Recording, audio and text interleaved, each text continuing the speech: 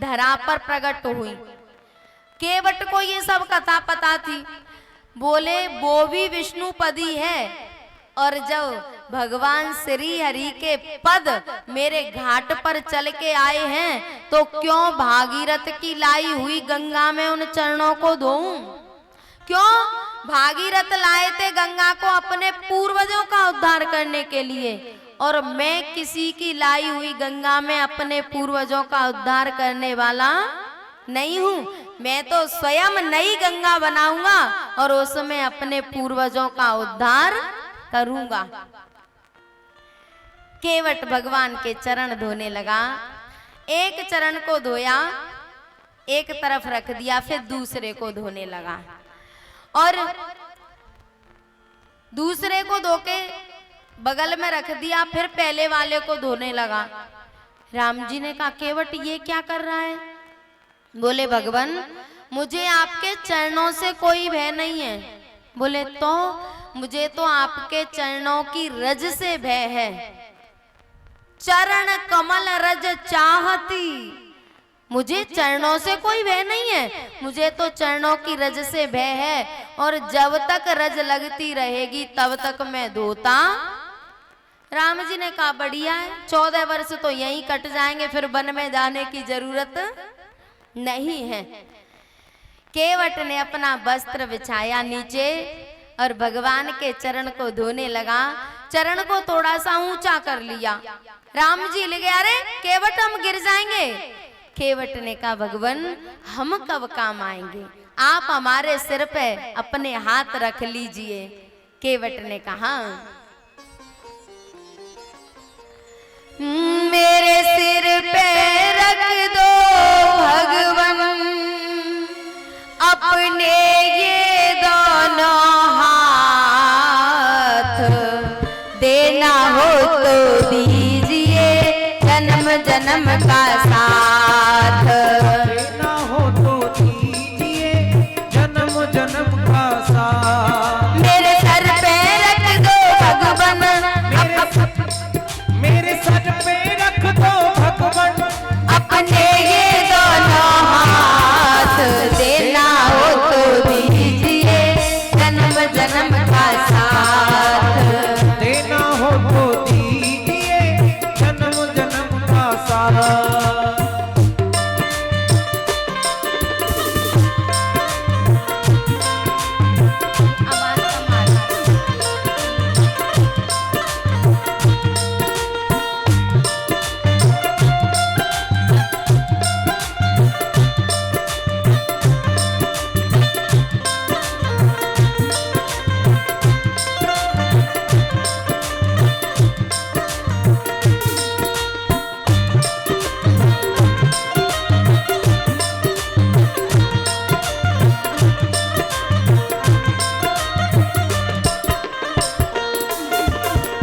ऐसा मैंने क्या मांगा जो देने में शर्माते हो, ऐसा मैंने क्या मांगा जो देने में शर्माते हो।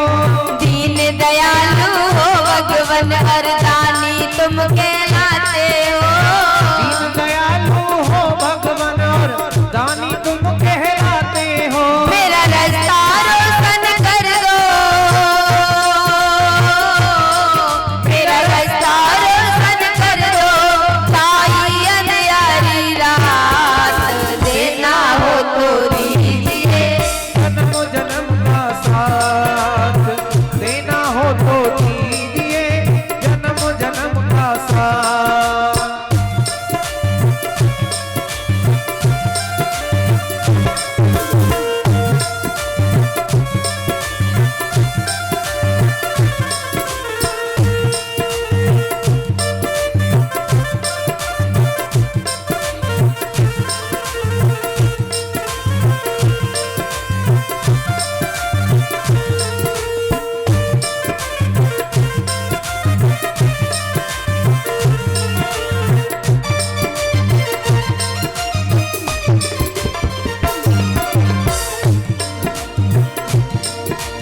झुलस रहे हैं गम की धूप में प्यार की छैया कर देना।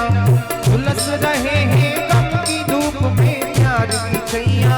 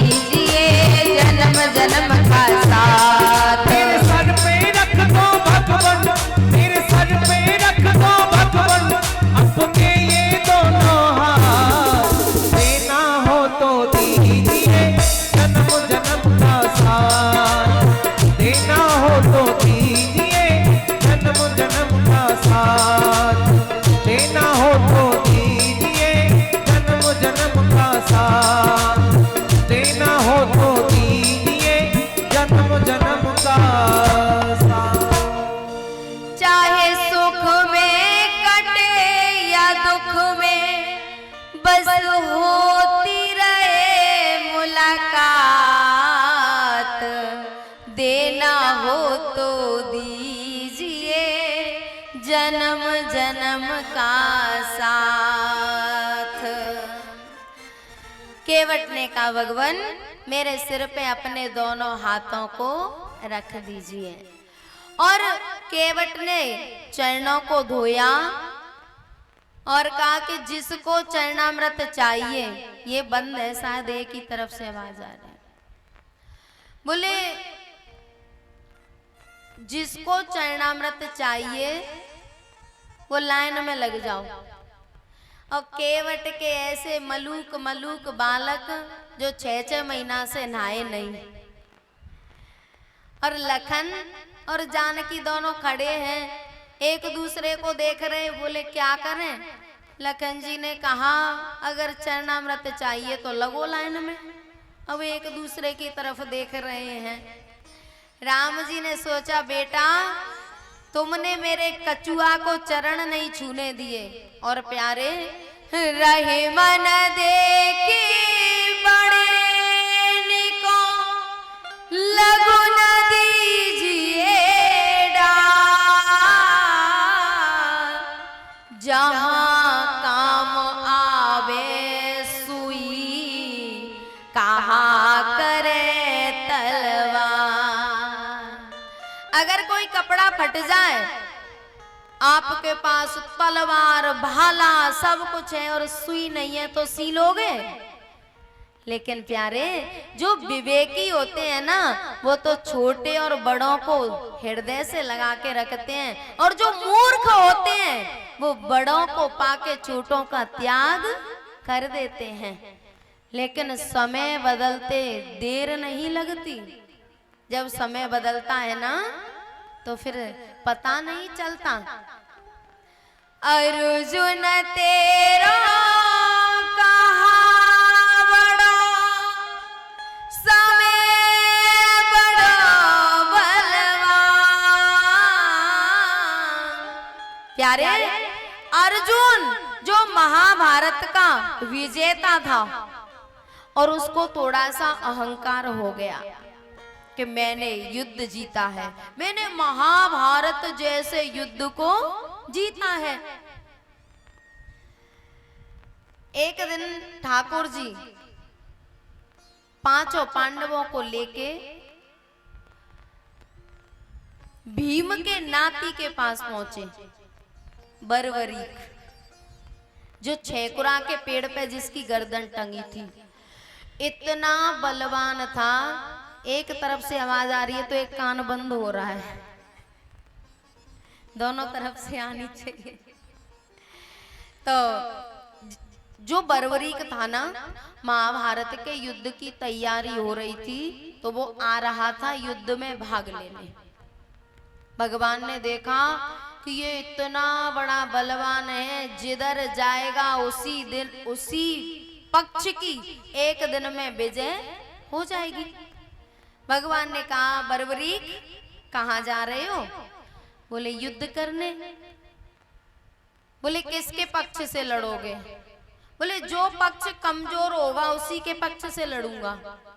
भगवान सोचने लगे ऐसे तो कभी युद्ध पूरा होने वाला नहीं है। जैसे पांडव भारी पड़ेंगे तो ये कौरवों की तरफ हो जाएगा, कौरव भारी पड़ेंगे तो पांडवों की फिर कैसे बात बनेगी। भगवान ने कहा बोले युद्ध में जाओगे? बोले हाँ अवश्य जाऊंगा। बोले तुम्हारे अंदर कितना बल है? उसने कहा बोले मेरे अंदर इतना बल है कि मैं एक बार में ही पूरी सेना का गोविंदाय नमो नमः कर सकता हूँ। बोले अच्छा? बोले हाँ। अच्छा तो तुम एक बाण से इस पीपल के पत्तों को भेद के बताओ। और एक पत्ता भगवान ने अपने पैर के नीचे दबा लिया था, पीपल का, नीचे पड़ा था, उस पे भगवान ने पैर रख लिया और कहा, बोले अब इनको भेद के बताओ। उसने एक बाण मारा, पूरे पीपल के पत्तों में छेद हो गया। जब भगवान ने अपना चरण उठा के देखा तो जो पत्ता चरण के नीचे दबा था उसमें भी छेद हो गया। भगवान ने कहा, बोले हम आपसे कुछ मांगना चाहते हैं। बोले मांगो। बोले अपना शीश दे दो। उसने कहा शीश तो दे दूं, पर मैं युद्ध कैसे देखूंगा। भगवान ने कहा वो उपाय मैं कर दूंगा। बोले ठीक है। उसका शीश लेके और भगवान ने एक जगह पे स्थापित कर दिया जहां पे महाभारत का युद्ध होना था। इतना बलवान था कि जब युद्ध होता तो वो तो बहुत बड़ा महारथी था, लेकिन वो एक भक्ता का नाती था। उसमें इतना बल, ऐसे संस्कार उसकी दादी ने दिए थे, हिडिंबा ने। तो प्यारे, जब युद्ध होता ना और वो हंस जाता तो दोनों पक्ष किलोमीटरों के हिसाब से अलग हो जाते। जैसे युद्ध होता और उसे हंसी आ जाती तो दोनों पक्ष इधर उधर हो जाते। तो भगवान ने सोचा कि ऐसे तो युद्ध होने वाला नहीं है। तब उसको दूर एक छेकुरा के पेड़ पर, ऊंचे से पेड़ पर स्थापित कर दिया। बोले यहां से तू युद्ध देख। जब युद्ध पूरा हो गया तो भगवान पांडवों को लेके गए बरबरी के पास। पांडवों ने कहा, बोले बेटा आपने युद्ध देखा है, अब ये बताओ सबसे अच्छा युद्ध किसने किया। अर्जुन को थोड़ा सा अहंकार हो गया था। बरबरीक ने कहा सही बताऊं कि झूठ। बोले सही बता। बोले मैंने तो भगवान कृष्ण के अलावा कुछ देखा ही नहीं। कृष्ण ही मार रहे थे, कृष्ण ही मर रहे थे, कृष्ण ही युद्ध कर रहे थे, और दूसरा तो मुझे कोई दिखाई ही नहीं दिया। अर्जुन तेरो कहा बड़ो, समय बड़ो बलवान, भीलन लूटी गोपिका, वे अर्जुन बेईमान। तो प्यारे, समय का पहिया इतनी तीव्र गति से घूमता है, कुछ समझ में नहीं आता। एक बार एक बहुत बड़ा धनाढ्य सेठ, जिसकी सैकड़ों तो फैक्ट्रियां चल रही थी, संतान ने सब कुछ छीन लिया, घर से निकाल दिया। और देखो कैसी विडंबना है, जीव ज्यादा से ज्यादा धन इकट्ठा करता है, पैसे वाला होना चाहता है कि मैं पैसे वाला हो जाऊं तो मेरी संतान सेवा करेगी। लेकिन मेरा जो अनुभव है, मैंने वृद्धा आश्रम में किसी गरीब के माता पिता को नहीं देखा।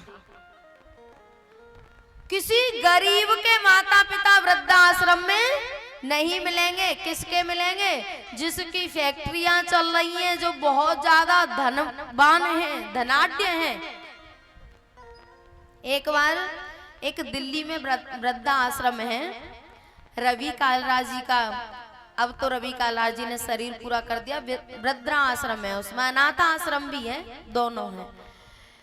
एक बार मैं गई वहां, तो जिससे पूछो सबसे मैं मिली। पूछा ये कौन है? बोले ये जज हैं, रिटायर हो गए तो संतान हमारे वृद्धा आश्रम के सामने छोड़ के चली गई। अच्छा ये कौन है? बोले ये बहुत बड़ी आर्टिस्ट हैं, ये विदेशों में काम करती थी, पैरालाइसिस हो गया तो परिवार वाले यहाँ छोड़ गए। एक भी व्यक्ति ऐसा नहीं था जो गरीब परिवार से था। जितने पैसे वाले उतनी बेकदरी। और हम कितनी मूर्खता करते हैं, जिससे हमारी बेकदर होने वाली है उसी को इकट्ठा कर करके रखते हैं। सैकड़ों फैक्ट्रियों का मालिक और भिक्षा मांगने के लिए आया किसी के दरवाजे पे। उसने कहा, ए चल आगे बढ़, कोई काम धंधा तो किया नहीं जाता, आ जाते हैं सुबह सुबह मांगने के लिए। उसने बहुत प्यारी बात कही, बोले मैं मांगने नहीं आया। बोले तो क्यों आया है? बोले मैं ये कटोरा दिखाने आया हूं कि परमात्मा की दृष्टि का कुछ पता नहीं है। आज ये कटोरा मेरे हाथ में है, कल तेरे हाथ में भी आ सकता है। समय का चक्र जो है ना बड़ी तीव्र गति से घूमता है। और प्यारे, कभी धन और पद के मद में छोटों का त्याग मत कर देना, अपमान मत कर देना, नहीं तो पता नहीं चलता कि उनकी जगह पे हम कब आ जाएं। यही बात राम जी लखन और सीता जी को समझा रहे हैं। बोले ये वही कछुआ है जिसको आपने पैर नहीं छूने दिए, और आज उसी ने आपको लाइन में लगा दिया है। लक्ष्मी, शेषनाग और केवट ने लाइन में लगा दिया। बोले चरणामृत चाहिए तो लाइन में लगो। और परसों एक चर्चा चली थी कि सीता जी ने राम जी के चरण क्यों नहीं छुए। वो प्रसंग में भूल गई। मैंने परसों कहा था कि मुझे याद दिला देना, आप भी भूल गए और मैं भी भूल गई। जब सीता जी की माला पड़ी थी ना, तो सखियां कह रही हैं, बोले चरण छुओ। सीता जी चरण नहीं छूती। सखियां बार बार कह रही हैं चरण छुओ, वो नहीं छूती। क्यों? गौतम गति सूरति कर नहीं परसते पग पान, मन बिहसे रघुवंश मने प्रीत अलौकिक जान। सीता जी सोच रही हैं कि पत्थर की नारी बन जाती है इन चरणों के स्पर्श से, और मैं तो पहले से ही नारी हूं। मैंने अगर चरणों को छू लिया तो पता नहीं क्या होगा। सखियों ने कहा तुम डरो मत, तुम तो पैर छुओ। अरे पत्थर की नारी बनती है ना, तुम पत्थर थोड़ा ही हो। सीता जी ने सोचा कि मेरे हाथों में जो अंगूठी है वो हीरे की हैं, और हीरा भी तो पत्थर में से निकलता है, हीरा भी तो पत्थर ही है। अगर राम जी के चरणों से हीरा स्पर्श हो गया तो एक 100 तवी से तैयार हो जाएगी। मन बिहसे रघुवंश मने प्रीत अलौकिक। राम जी ने वही संकल्प कर लिया कि मैं जीवन भर एक पत्नी व्रत रहूंगा, दूसरा विवाह नहीं करूंगा। राजा महाराजाओं के यहाँ कई विवाह करने की प्रथा होती है, पर राम जी ने एक ही विवाह किया। और जब सीता जी को दोबारा वनवास हो गया ना, तो यज्ञ किया था। यज्ञ में ब्राह्मणों ने कहा कि सीता जी को लाना पड़ेगा। सीता जी आई नहीं, जमीन में समा गई। तो फिर सोने की सीता बनाई और उनमें प्राण प्रतिष्ठा कराई, लेकिन राम जी ने दूसरा विवाह नहीं किया। इसलिए सीता जी ने राम जी के चरण नहीं छुए। गौतम गति सूरत कर, याद किया कि अहिल्या पत्थर की नारी बन गई, नहीं परसत पग पान, मन बिहसे रघुवंश मन प्रीत अलौकिक जान। तो प्यारे, केवट ने सबको चरणामृत दिया और उसने राम जी से कहा था कि चरण धोके मैं आपको पार कर दूंगा, लेकिन केवट अपने वचन को भूल गया। चरण धोके उसने पहले राम जी को पार नहीं किया। पद पखारी जल पान कर आप सहित परिवार, पितर पार करे प्रभु हे पुने मुदित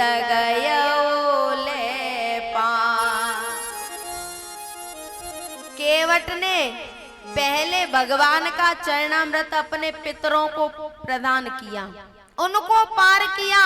जो दूसरी योनियों में चले गए थे उनको जब चरणामृत मिला तो वो पार हो गए। पितर पार कर प्रभु पुण्य मुदित गया उले पार। पहले अपने पितरों को पार किया, फिर राम सीता और लखन तीनों को नाम में बिठाया और लेके चला। और पता है जब नाव में बिठा के चला तो जैसे ही किनारा आने को हुआ तो नाव वापस कर ली, इधर किनारा आने को हुआ तो फिर नाव। राम जी ने कहा केवट हमें पार जाना है, हमें पार कर। केवट ने कहा भगवान आपको तो 14 वर्ष काटने हैं ना, कहीं नौकरी पे तो जाना नहीं, आप तो चाहे नाव में काट लो चाहे वन में काट लो, आपको तो 14 वर्ष काटने हैं। राम जी ने कहा काटने तो है पर यहाँ नाव में थोड़े ही, हमें और भी काम है, हमें पार कर दे। और केवट लेके चला, बीच धारा में जाके एक जोर से झटका लगाया। और पता है आपने यदि कभी नाव में आप बैठे हो तो ये केवट लोगों की आदत होती है बीच धारा में जाके पैसे मांगते हैं। पहले नहीं मांगेंगे, बाद में नहीं मांगेंगे, जैसे बीच धारा में हाँ भैया लाओ पैसे निकालो।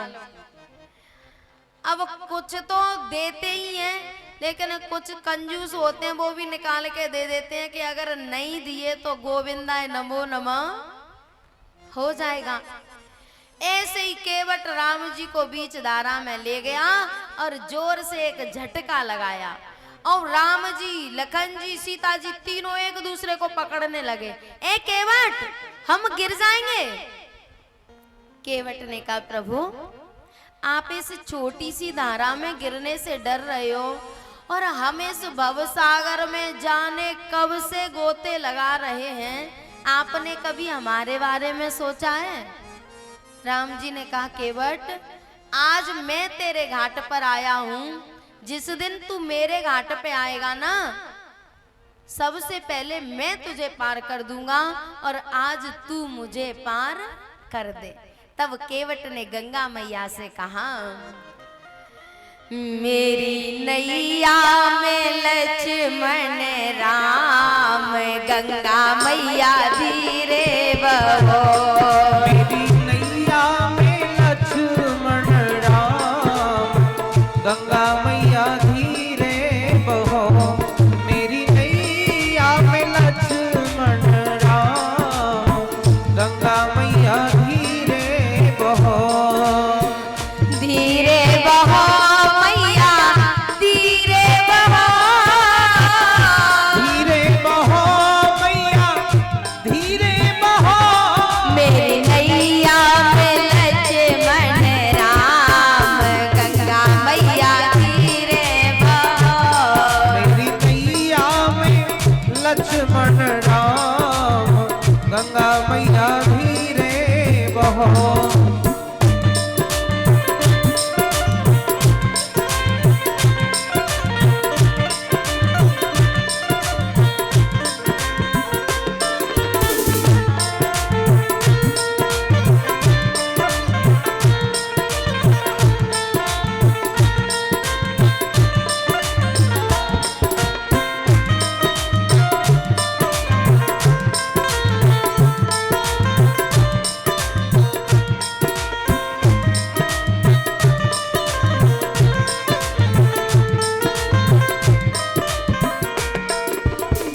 उछले उछले मत मारो हिचकोले।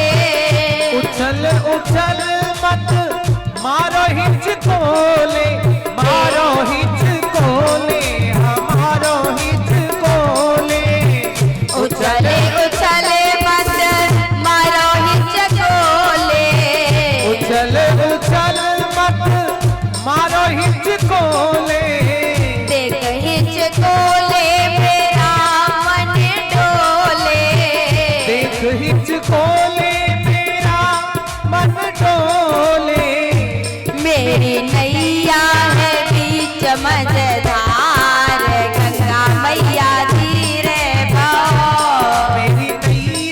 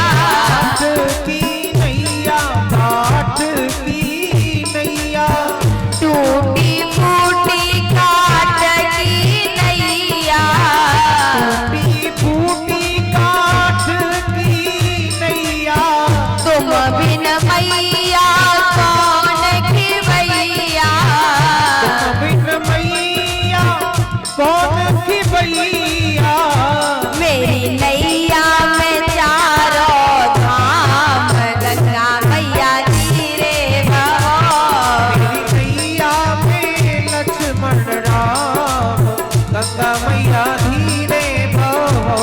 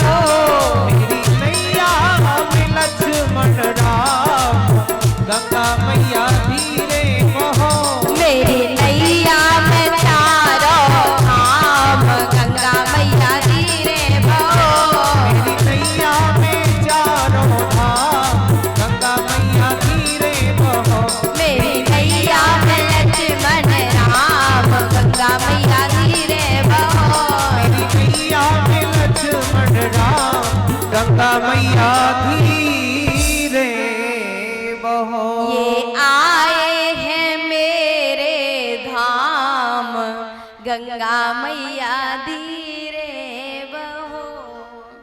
केवट तीनों को लेके गंगा पार पहुंचे, उतारा। राम जी के मन में आया कि केवट को कुछ दिया नहीं, और सीता जी की माँ ने कहा था ना, सास ससुर गुरु सेवा करेहु, पति रुकलक आयसु अनु सरेहु। राम जी ने तो सोचा ही था, और सीता जी ने अपनी मणि की अंगूठी उतार के दे दी। पिया की सिया जानने हारी, मणि मुदरी मना मुदेता उतारी। पता है ये जो अंगूठी है ना, ये दिव्य अंगूठी है, ब्रह्मलोक से आई थी। और सीता जी ने, राम जी के मन में विचार आया और उतार के दे दी। और आजकल की मैया तो ऐसी हैं, जो इनका सोना चांदी होता है ना, चाहे आदमी मर जाए पर ये देने वाली, अगर कोई जरूरत पड़ जाए ना और कहें कि जेवर दे दो काम चला लें, तो देंगी तो सही, उसको फेंक के देंगी, लो ले जाओ, इसी पे तुम्हारी तो नजर रहती है। लेकिन धन्य है सीता मैया। ये जो अंगूठी है ना, ये अंगूठी ब्रह्मलोक से आई थी। ब्रह्मा जी ने इस अंगूठी का निर्माण किया, माया रहित अंगूठी का, और इसको इंद्र को दे दिया, क्योंकि इंद्र को माया परेशान करती है ना, इंद्र को दे दिया। और जब देवासुर संग्राम में देवताओं की विजय हुई तो देवताओं ने वो अंगूठी दशरथ जी को दे दी। इंद्र ने, दशरथ जी ने कौशल्या जी को, और कौशल्या जी ने मुंह दिखाई वो अंगूठी सीता जी को दे दी। और एक बात याद रखना, जब सीता जी वन में आई है ना तो आभूषण पहन के नहीं आई, सारे आभूषण उतार के आई हैं, लेकिन उस अंगूठी को पहन के आई क्योंकि वन में मायावी राक्षस रहते हैं, इसलिए सीता जी उस अंगूठी को पहन के आई थी। अब जब राम जी ने देखा तो उतार के दे दी, और राम जी ने केवट को अंगूठी दी तो केवट ने मना कर दिया। आजो नात में काहू न पावा, मिटे दोष दुख दारिद दावा, बहुत काल में कीने मजूरी, आजू दीने बेदे बने भले भूरी। भगवान, आज इस संसार में ऐसी कौन सी संपत्ति है जो मुझे नहीं मिली हो? आज नात में काहन पावा, मिटे दोष दुख दारिद दावा। जन्म जन्मों से जो मजूरी कर रहा था ना, परमात्मा ने आज मुझे उसका वेतन दे दिया। आज अब मुझे कुछ नहीं चाहिए। बहुत कीन प्रभु लखन सिया, नहीं कछु केवटले, विदा कीन रघुवंश मने, भक्ति विमल वर दे। जब राम जी ने, लखन जी ने, सीता जी ने केवट से कहा केवट ले लो, ये तो प्रसाद है, नहीं ली। बोले भगवान, मैं गरीब हूँ लेकिन इतना गिरा नहीं हूँ कि मैं अपने प्रभु से उतराई ले लूं, मैं कुछ नहीं लूंगा। और प्यारे केवट ने कहा भगवान ऐसी कृपा करो कि भले ही मैं गरीब हूँ पर मेरे मन में कभी महात्मा और परमात्मा से कुछ लेने की इच्छा ना हो। अगर सामर्थ्य हो तो दूं, लेकिन कभी लूं नहीं। और प्यारे भगवान ने विमल भक्ति का वरदान दिया। अब आप देखो, केवट ने भगवान के चरण धोए, अपने पितरों का उद्धार किया, अपने परिवार को जलपान कराया, चरणामृत पान कराया, वचन ले लिया गंगा जी में कि जब तू मेरे घाट पे आएगा तो सबसे पहले तुझे पार करूंगा। विमल भक्ति का वरदान ले लिया। प्यारे बिनु मांगे मोती मिले, मांगे मिले ना भीख, मांगन मरण समान है ये सद्गुरु की सीख। जब हम मांगते हैं ना तो परमात्मा भी जितना मांगते हैं उतना ही देता है, और जब नहीं मांगते तो फिर परमात्मा सब कुछ दे देता है। ऐसी दिव्य अंगूठी को केवट ने नहीं लिया। और जब राम जी आगे निकल गए ना तो केवट की पत्नी ने कहा, बोले स्वामी इतनी दिव्य अंगूठी, माया रहित अंगूठी ब्रह्मलोक से आई थी और भगवान दे रहे, आपने ली नहीं। केवट ने कहा देवी मेरी बुद्धि ने ऐसा ही काम किया, पर मैं तो ये सोच रहा था कि मैं ठहरा संसारी जीव, मैं भगवान का भजन नहीं कर पाता, लेकिन जब जब भगवान उस अंगूठी को देखेंगे तब तब भगवान उस अंगूठी को देखकर मेरी याद करेंगे। और प्यारे हम महात्मा और परमात्मा की याद करते हैं, ये एक बात है। हम सौभाग्यशाली हैं कि अपने गुरु की, महात्मा की, परमात्मा की याद कर रहे हैं, और जिनको महात्मा और परमात्मा याद करें वो परम सौभाग्यशाली होते हैं, उनको भजन करने की जरूरत नहीं पड़ती। केवट ने कहा मेरे मन में तो ऐसा विचार था, अब गलती तो हो गई।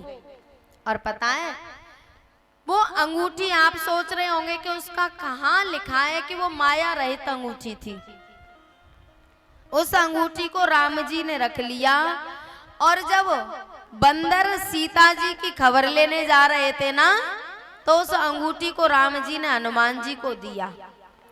हनुमान जी उस अंगूठी को लेके लंका गए और जब पेड़ पे से अंगूठी डाल दी तो सीता जी ने कही थी ये बात, माया ते असी रच नहीं जाई,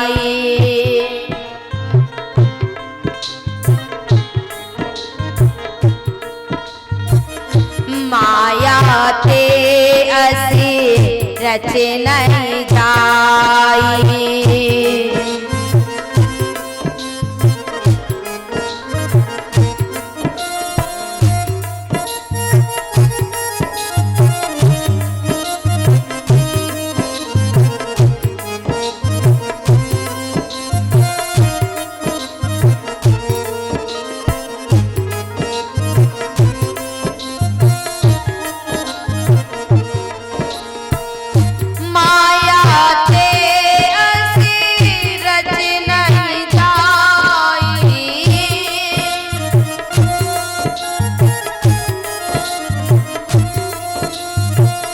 जीत को सकाए अजय रघुराई,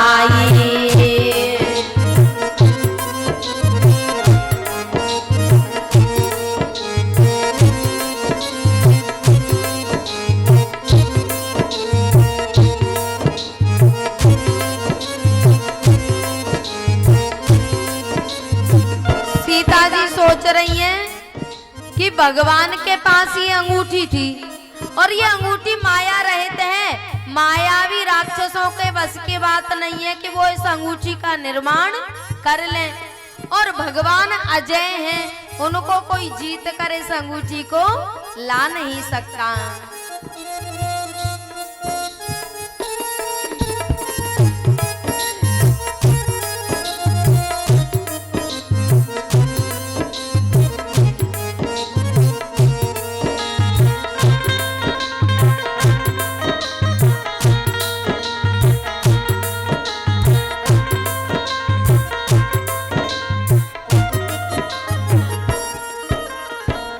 जीत को सकाए अजय रघुराई,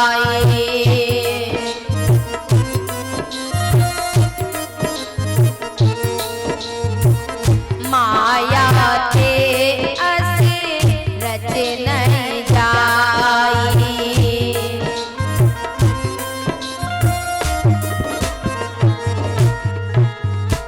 तो प्यारे, ऐसी अंगूठी को भी केवट ने लिया नहीं और भगवान से कह दिया, फिरती बार मोय जो देवा, सो प्रसाद में सिर धरे लेवा।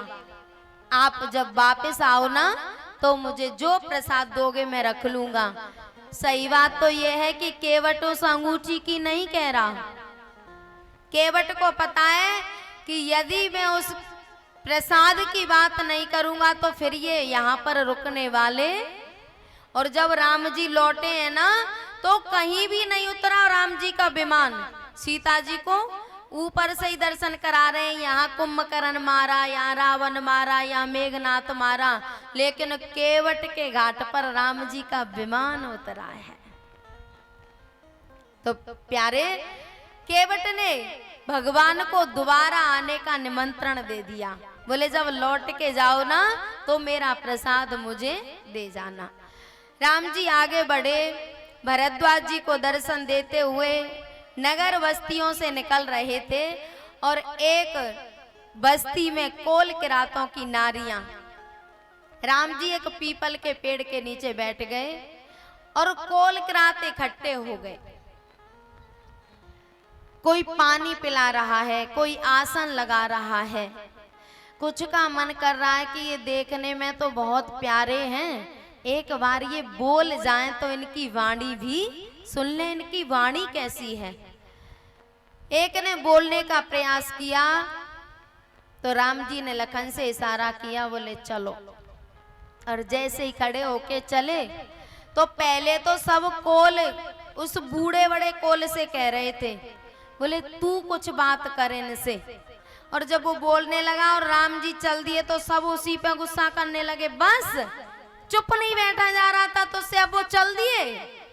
ऐसा ही हम लोगों के यहाँ होता है, किसी एक को बेचारे को सिखा पढ़ा के ले आते हैं कि चल तू ऐसे कहना, और अगर बात उल्टी पड़ गई तो जो सिखा के लाए थे ना वही उसमें हावी हो जाते हैं, तू नहीं माना तू पंच बनता है। ऐसे ही जब राम जी खड़े होके चले तो अब तो सब पागल की तरह देखते रह गए, ये क्या हुआ। नारियां आंखों में आंसू भर भर के और एकदम स्तब्ध रह गईं, सोचने लगी कि इतना बढ़िया दर्शन कर रहे थे, क्या इनसे चर्चा छेड़ दी, अब ये जाने लगे। नारियों ने हाथ जोड़ के सीता जी से कहा, पुने पुने विनया करिय कर जोरी, जो ये ही मारग फिरिय बहोरी, दर्शन देव जानि निज दासी, लखी सिय सब प्रेम प्यासी। हाथ जोड़ के सीता जी से बोली, बोले आप जब लौट के जाओ ना तो हमें अपनी दासी समझ के हमको एक बार दर्शन दे जाना। और जैसे ही राम लखन सीता चले तो कोई पेड़ के नीचे खड़ा है, कोई रास्ते में पड़ा है, कोई कहीं बैठा है। जब चले तो सब राम जी के पीछे चल दिए। राम जी ने लखन से इशारा किया, लखन अयोध्या वासियों को छोड़ के आए, अब ये पीछे लग लिए। लखन ने थोड़ी कठोर सी आंखें निकाली और वो जहां खड़े थे वहीं पड़े रह गए। कुछ कोल काम करने गए थे खेतों में, तो जब शाम को लौटे तो देखा कि सारे बस्ती के लोग गांव के बाहर पड़े हैं। एक ने पूछा, भैया गांव में कुछ हो गया है क्या? बोले नहीं। तो तुम यहाँ ऐसे क्यों पड़े हो? कोई पेड़ के नीचे खड़ा है, कोई रास्ते में पड़ा है, क्या हो गया? तब एक ने कहा, बोले आज भगवान इस रास्ते से निकल के गए हैं और जिन जिन ने भगवान के दर्शन कर लिए हैं फिर वो लौट के घर नहीं गया, यहीं पड़े हैं। एक नारी बोली, वो कैसे थे देखने में? बोले बहुत सुंदर। तुमने कोई बात करी? बोले बात नहीं करी, जैसे ही बात करना शुरू हुआ तो वो खड़े होकर चले गए। नारी बोली, तो एक काम करें, वो कहीं रात्रि में तो रुकेंगे, चलो उनको देखेंगे, जाके दर्शन करेंगे, ये सुनेंगे कि वो बातें कैसे करते हैं। उस नारी ने कहा, तुझे पता है रात्रि हो गई है और यदि हम जाएंगे तो ये संसार वाले क्या कहेंगे। तब उस नारी ने कहा, बोली एक आले चलो देखिए जाए, जा सजनी रजनी रहिए, कहे जग पोच न सोच कछु, जग जीवन लाभ हम तो लहिए। ये संसार कुछ कहेगा तो कहता रहे, लेकिन मैं तो आज जाके उनके दर्शन करूंगी। प्यारे, जब तक इस संसार की परवाह करोगे तब तक परमात्मा की प्राप्ति होने वाली नहीं है। और स्वयं भगवान ने कहा है, जब लगे भगत की होए नहासी,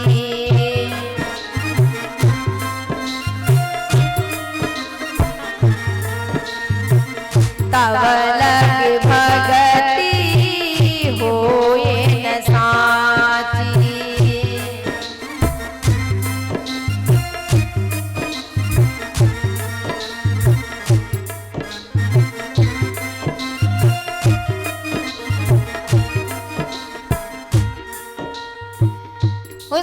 सखी ने कहा, बोले मुझे इस संसार की कोई परवाह नहीं है, मुझे तो इस मनुष्य का जो जीवन मिला है मैं तो इसका लाभ आज लूंगी। जब राम जी का विवाह होने के लिए तैयारी हो रही थी ना धनुष यज्ञ में, वहां पे कुछ राजा तो कह रहे युद्ध करेंगे, कुछ कह रहे कि सीता को छीन लेंगे, कुछ कह रहे धनुष को नहीं तोड़ने देंगे। लेकिन जो देवता राजा बन के आए थे ना, उन्होंने बहुत प्यारी बात कही, करहु जाई जा कहूँ जो भावा। भैया तुमको जो अच्छा लगे सो जाके करो, करहु जाई जा कहूँ जो भावा, हम तो आजू जन्म फल पावा। हम तो आज भगवान के दर्शन करेंगे, क्योंकि भगवान के दर्शन के लिए ही हमें ये जन्म मिला है। तो प्यारे, वो नारियां बात कर रही थी और बातें करते करते आंखें लग गईं और उन्होंने देखा कि भगवान उनके पास ही हैं। सपने में भगवान आ गए।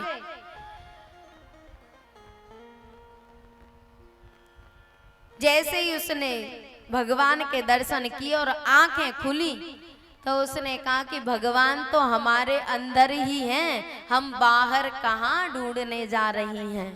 एक बहुत प्यारी पंक्ति है, सपने में सखी एक करामात हो गई,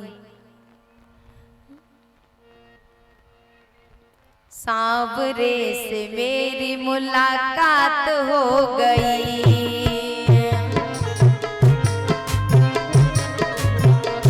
सखी सपने में एक करामात हो गई, सांवरे से मेरी मुलाकात हो गई, सांवरे से मेरी मुलाकात हो गई, सांवरे से मेरी मुलाकात हो गई, सांवरे से मेरी मुलाकात हो गई, सांवरे से मेरी मुलाकात हो गई। सखी सपने में एक करामात हो गई, सांवरे से मेरी मुलाकात हो गई। सखियों ने कहा, बोले हमने तो उनको सपने में ही देख लिया। राम जी वाल्मीकि जी के आश्रम पर पहुंचे और वाल्मीकि जी से कहा, बोले हमें रहने के लिए कोई जगह बता दो। वाल्मीकि जी ने कहा, पहले आप मुझे वो जगह बता दो जहां पर आप नहीं हैं। बोले आप तो सब जगह हैं और मैं कौन सी जगह बताऊं जहां पे आप नहीं हैं। अर्थात आप सब जगह हैं, अब आपको रहने के लिए कौन सी जगह बताऊं। राम जी ने कहा, हम नरलीला कर रहे हैं ना, तो इसके रहने के लिए जगह बता दो। तब वाल्मीकि जी ने बहुत प्यारी बात कही, जगो पे खन तुम देखने हारे,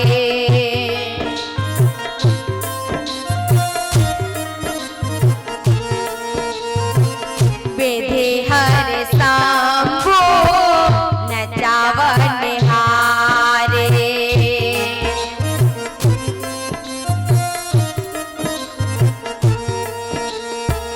तेहु न जाने मरमो तुम्हारा,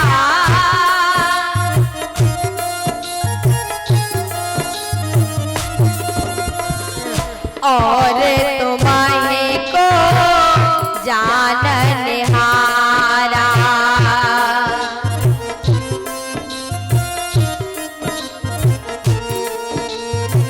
सोई जानहि जेहि देव जनाई,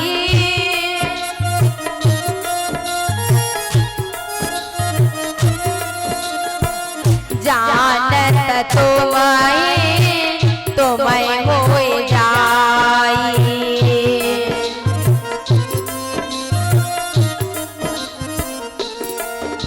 भगवान, सारे संसार को आप नचाने वाले हो।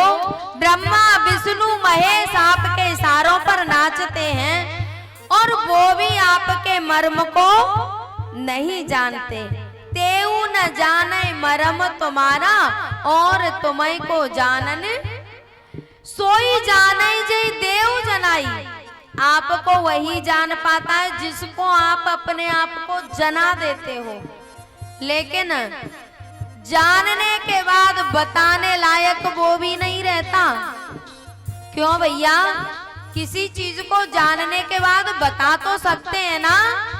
वाल्मीकि जी ने कहा कि जानने के बाद बताने लायक नहीं रहता। क्यों? जानत तुम्हें हो जाई।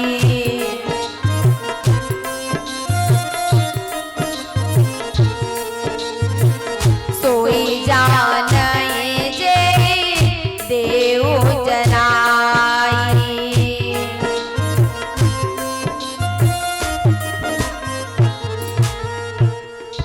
बोले आपको जानने के बाद आप में ही हो जाता है, फिर वो बताने लायक नहीं रहता। अरे वाल्मीकि जी, मुझे ऐसा स्थान बताओ जहां मैं रहूं, मैं नरलीला कर रहा हूं। तब वाल्मीकि जी ने 14 स्थान बताए हैं, उनमें से 1-2 स्थान की हम चर्चा करेंगे। राम सिया राम जय जय राम। राम सिया राम जय जय राम। राम सिया राम जय जय राम। जिनके श्रवण समुद्र समाना, कथा तुम्हारे सुभग सरनाना। राम सिया राम जय जय राम।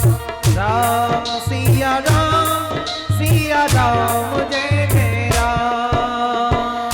पराई निरंतर कोई न पूरे, तिनके हिय तुम कहो गृह दूरे। राम सिया राम जय जय राम। राम सिया राम जय जय राम। लोचन चातक जिन कर राखे, रहाहि दरस जलधर अभिलाषे। राम सिया राम जय जय राम। राम सिया राम जय जय राम। जस तुम्हार मानस विमला, हंसिन जी हाजा। सो मुक्ता हल गुण गण चुनाए, राम बसहु हियता। राम सिया राम जय जय राम। राम सिया राम जय जय राम। तुमते अधिक गुरु जिय जानी, सकल भाए सेवाए सन्मानी। राम सिया राम जय जय राम। राम सिया राम जय जय राम। जाहि न चाहिए कबहु कछु तुम सन सहज सने, बसहु निरंतर तासु मन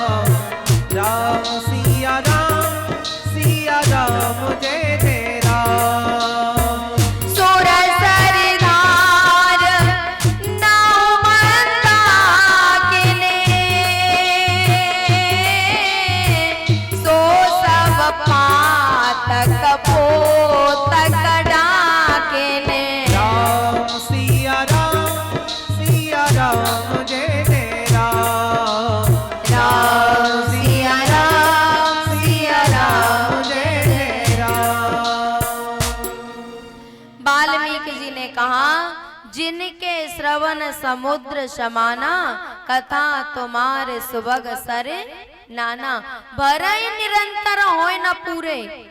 प्यारे, सबसे पहला स्थान वाल्मीकि जी ने श्रोताओं का हृदय बताया है, वक्ताओं का भी नहीं बताया। जिनके श्रवण समुद्र समाना, जिनके कान तुम्हारी कथा सुनने के लिए, भगवान की कथा सुनने के लिए समुद्र बन गए हैं और दिन रात भरे जा रहे हैं, लेकिन फिर भी तृप्ति नहीं हो रही। आप उनके हृदय में जाके रहो। बोले, जिन्होंने अपनी आंखों को चातक पक्षी बना लिया है और आपके दर्शनों को निरंतर अभिलाषा रहती है, आप उनके हृदय में जाके, जो आपसे ज्यादा अपने गुरु को मानते हैं, तुमते अधिक गुरु जिया जानी, सकल भाई से वह सन्मानी, उनके हृदय में आप जाके रहो। और प्यारे, जिन्हें न चाहिए कबो कछु, जो भगवान की सकाम भक्ति करते हैं ना, सकाम भक्ति किसी कामना से भक्ति करते हैं, उसकी तो भगवान कामना पूर्ति करते हैं। ये बात एक दिन चर्चा हो चुकी है कि ये कथा कल्प वृक्ष है, इसके नीचे हम जो मांगेंगे वही मिल जाएगा। तो जो सकाम भक्ति करते हैं उनकी तो कामना पूर्ति होती है, लेकिन जो निष्काम भक्ति करते हैं ना, वो भगवान के चरणों के प्रेम को पा जाते हैं, उनका भगवान के चरणों में प्रेम हो जाता है। बोले, आप ऐसे भक्तों के हृदय में जाके रहो। और सही बात तो ये है कि हृदय के बाहर वाल्मीकि जी ने कोई स्थान नहीं बताया। बसौ निरंतर तासु उर सो राहुर निज गेह। जो निष्काम भक्ति करते हैं, आप उनके हृदय में हमेशा निरंतर वास करो, उससे अच्छा घर आपके लिए और कहीं नहीं है। फिर अंत में कह दिया कि आप चित्रकूट पर वास करो, और चित्रकूट पर मंदाकिनी बह रही है, जो सारे पापों का नाश करने वाली हैं। और ये भगवान की कथा भी मंदाकिनी है। राम कथा मंदाकिनी, चित्रकूट चित चार, तुलसी सुबग स्नेह बन, सिय रघुबीर विहार। तो प्यारे, अब चित्रकूट पर जाने की जरूरत नहीं है, क्योंकि ये मंदाकिनी स्वयं चल के हमारे खेड़ी गांव में आ गई है। और जितना इसमें स्नान कर लेंगे उतना ही अपना कल्याण कर लेंगे, जितना इसमें गोते लगा लेंगे उतना ही आनंद पा लेंगे। राम जी चित्रकूट पर जाके रहने लगे, और एक दिन राम जी को चित्रकूट पर अयोध्या की याद आई। और पता है, लखन पास में रहते हैं, सेवा करते हैं, लेकिन राम जी याद किसको कर रहे हैं? भरत को। जब जब राम अवध शोधे करहि, तब तब वारे विलोचन भरहि, सुमेरे मातो पितो परिजन भाई,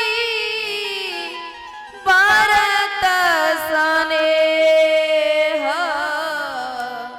सीलो सेवकाई, भरत स्नेह सीलो सेवकाई। प्यारे, भरत जी तन से सेवा नहीं करते, लेकिन मन से हमेशा भगवान के समर्पित रहते हैं। और जो तन से सेवा करते हैं ना, वो ज्यादा महत्वपूर्ण नहीं होती, सेवा महत्वपूर्ण होती है मन की। लखन जी तन से सेवा कर रहे हैं, मन क्रम वचन से सेवा कर रहे हैं, लेकिन फिर भी राम जी चित्रकूट पर बैठे बैठे भरत की याद कर रहे हैं, भरत के लिए रो रहे हैं। सुमेरे मातु पितो परिजन भाई, भरत स्नेह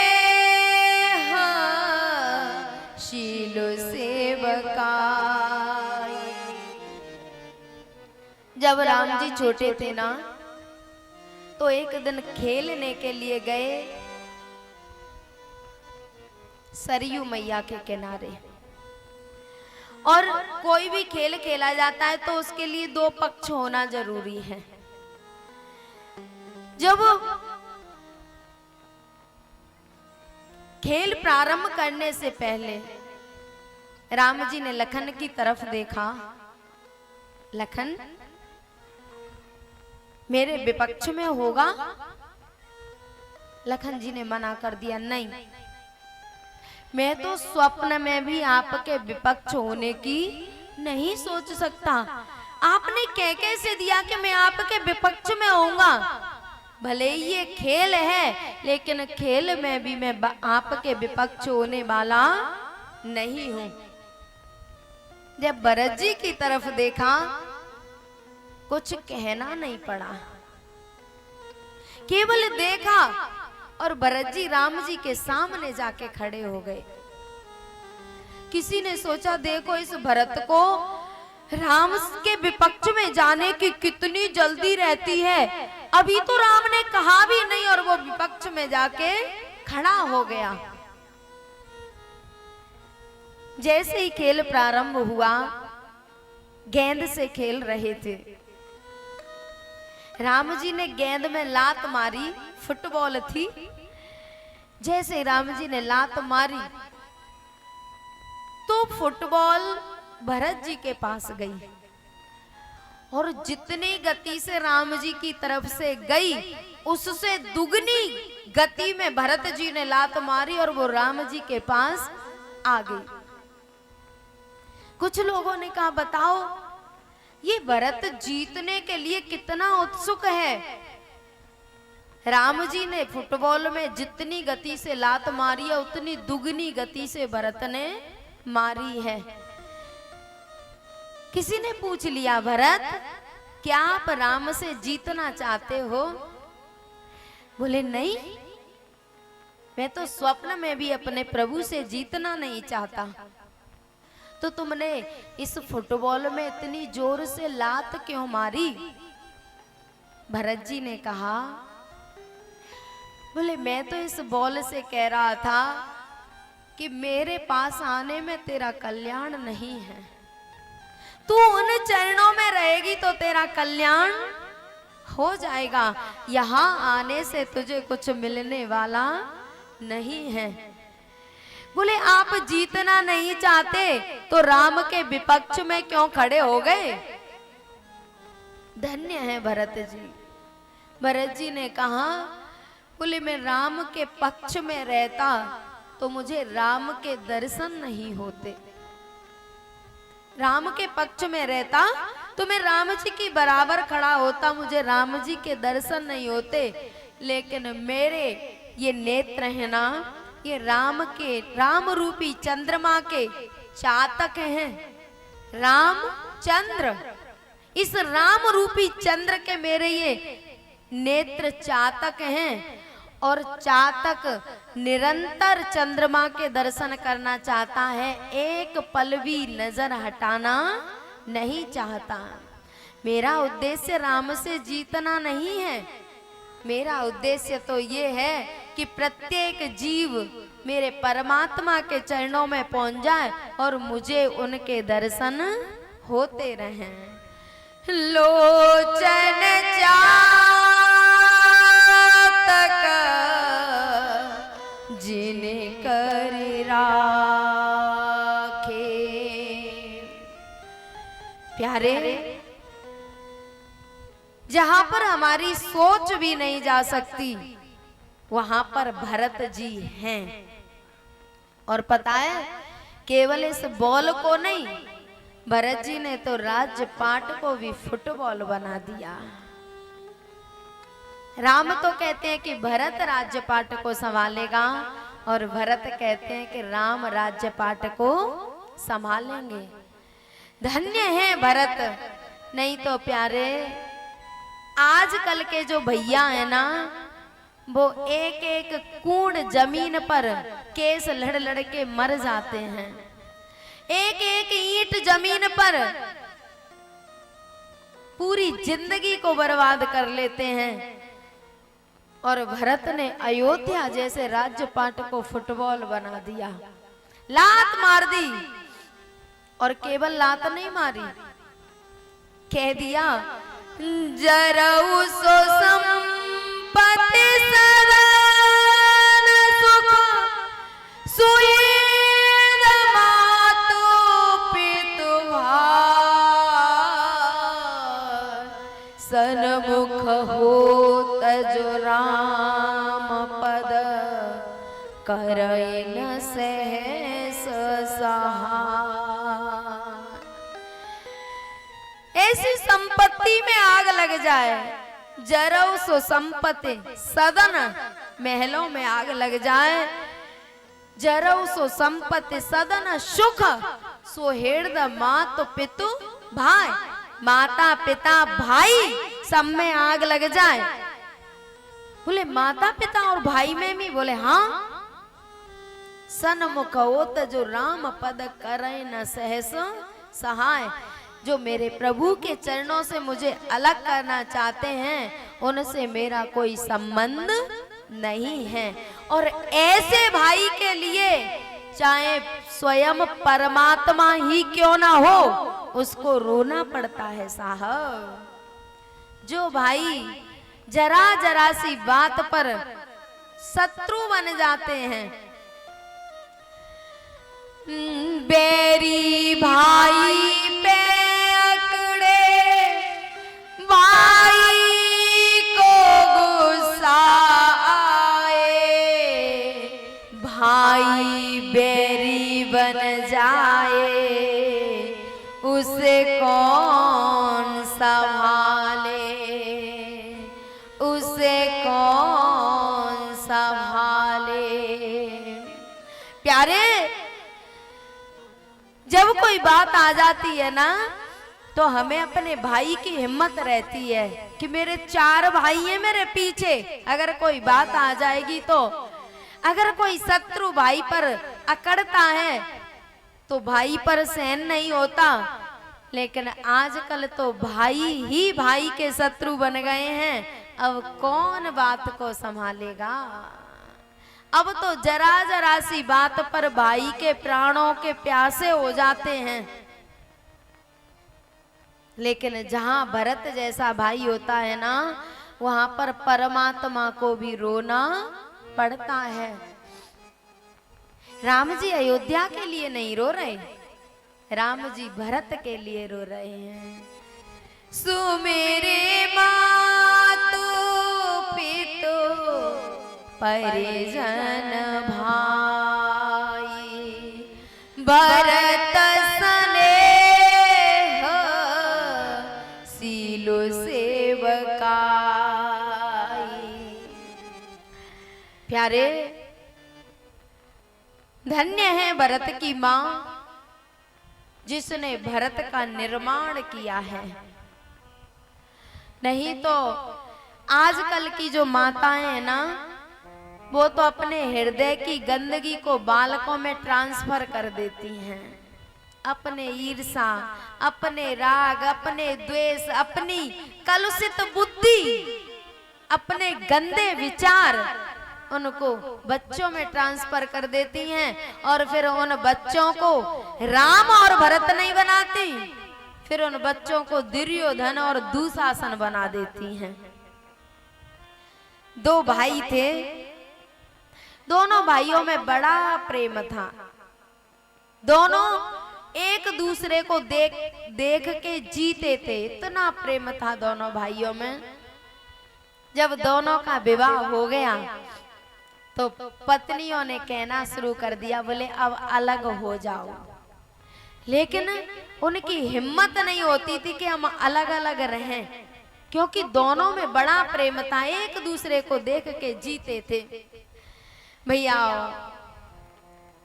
दोनों के बालक हुए, एक के 4 एक के 5। अब वो भैया तो दोनों प्यार से रहते, कहीं खेत पे जाके कहीं एकांत में दोनों बैठते बात करते। लेकिन जो देवियां थी उन्होंने अपने बच्चों की बुद्धि को खराब करना शुरू कर दिया। बड़ी कहती चाची के पास मत जाना, मार मूर देगी, कुछ खिला पिला देगी। अपनी कलुषित विचार, अपनी कलुषित बुद्धि को बच्चों में डालना शुरू कर दिया। छोटी कहती ताई के पास मत जाना, लड़ाई चल रही है। अब दोनों के बालक धीरे धीरे बड़े हुए, और जो माताओं ने बचपन में जो बीज डाल दिए थे ना, वो अब बड़े वृक्ष बन गए। अब तो बात इतनी बढ़ गई कि दोनों भाइयों के बालकों में कोर्ट कचहरी होने लग गए। थोड़े समय बाद जो छोटा भाई था ना, उसकी मृत्यु हो गई। अब बड़े भैया ने बालकों से कहा, बेटा मेरे भैया की मृत्यु हो गई है, मैं वहां चला जाऊं अंत्येष्टि क्रिया में। बोले तुम्हें कहीं जाने की जरूरत नहीं है। काहे का भैया, वो तो हमारा शत्रु था, मर गया तो मर जाने दो। अरे भैया तुम्हारा तो शत्रु था, पर मेरा तो माँ जाया भैया था, हम में तो दोनों में एक ही खून था, कम से कम अंत्येष्टि क्रिया में तो चले जाने दो। बोले कहीं जाने की जरूरत नहीं है, घर में बैठो। और उस बूढ़े बाप को कुंडी में बंद कर दिया। सब लोग अंत्येष्टि क्रिया में आए, पर बड़ा भैया छोटे भैया की अंत्येष्टि क्रिया में नहीं आया। अंत्येष्टि क्रिया हो गई, और 13 दिन तक जो आते हैं ना रिश्तेदार फिरने वाले, वो आते तो वो कहता अपने बालकों से, बेटा सब रिश्तेदार आ रहे हैं, मुझे थोड़ा जाके वहां बैठने दो। तो बालक सुबह ही बूढ़े बाप को कुंडी में बंद कर देते, और जब रिश्तेदार चले जाते शाम को तो कुंडी खोल देते। और वो बड़ा दुखी कमरे में पड़ा पड़ा रोता था, हे परमात्मा हमने ऐसे कौन से पाप किए, ऐसे कौन से कुकर्म किए कि हम अपने भैया की मृत्यु पर भी बैठने नहीं जा सकते। रोता रहता था बूढ़ा बाप। 13 दिन बाद जब 13 भी होती है ना, तो सब रिश्तेदार आए, गांव वाले आए, और जो बड़ा भैया था वो बच्चों ने कुंडी में बंद कर दिया। अब जब रिश्तेदार जाते हैं ना, तो एक जंगला में से देख रहा था कि रिश्तेदार जा रहे हैं, मेरे गांव नंगर के जा रहे हैं, पर मेरी कैसी किस्मत फूटी है कि मैं अपने भैया की 13वीं का एक टुकड़ा भी नहीं खा सकता। और अकेला पड़ा पड़ा रो रहा था। जब शाम हो गई और रिश्तेदार गांव वाले खा के चले गए, जब काम वाले खाते हैं ना सबसे अंत में, तो काम वालों की पंगति हो रही थी, और ताऊ के बालकों ने कुंडी खोल दी कि अब तो काम वाले खा रहे हैं, अब कहीं नहीं जाएंगे।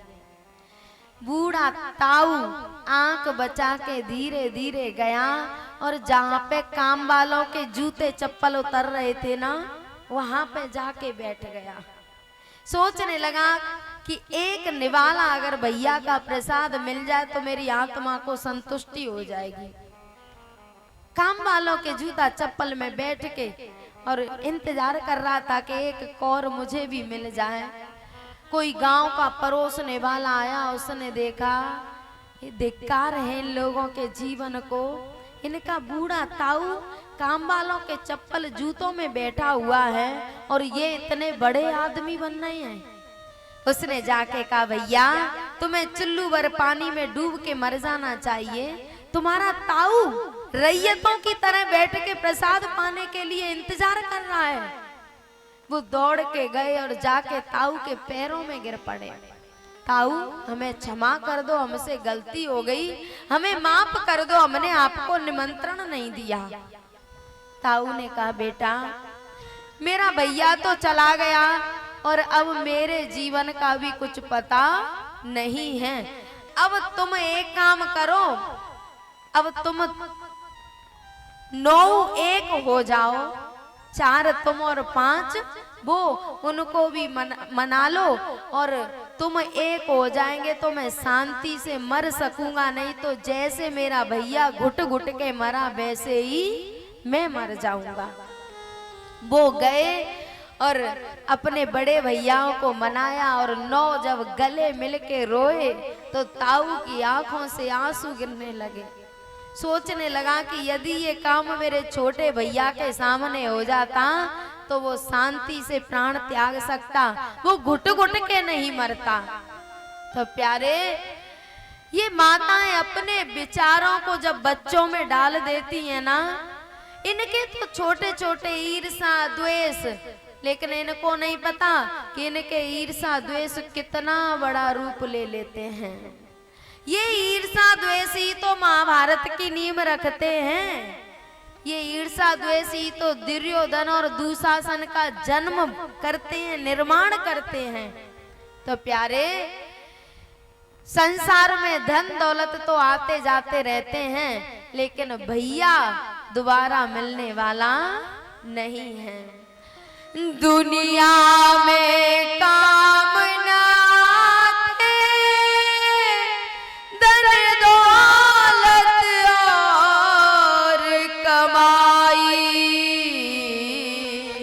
हर जन्म मिले दोबारा, ना मिले सहोदर भाई। हर जन्म मिले दोबारा,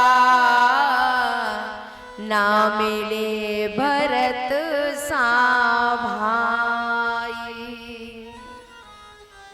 तो मैयाओ तुम्हारे अंदर जो भी दुर्गुण है उनको अपने बच्चों में कभी मत डालना। अपने बच्चों में ऐसे संस्कार डालना कि आपके बच्चे राम भरत लखन शत्रुघ्न बने।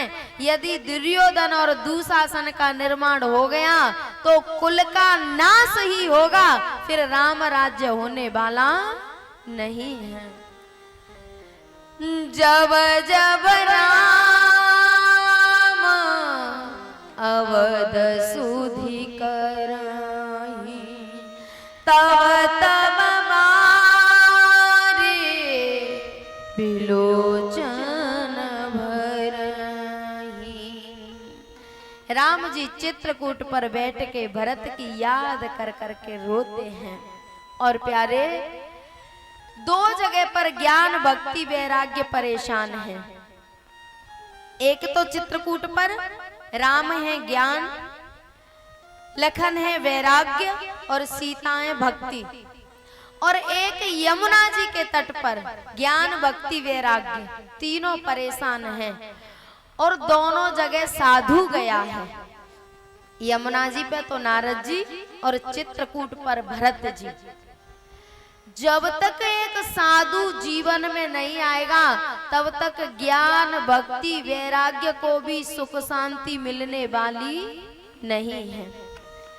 विधि हरि हर कबि को विद्वानी,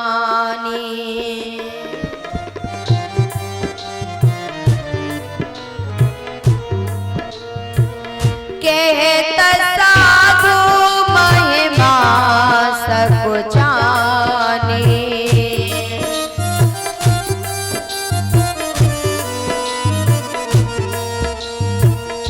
सोमोसन कहे जाति न कैसे,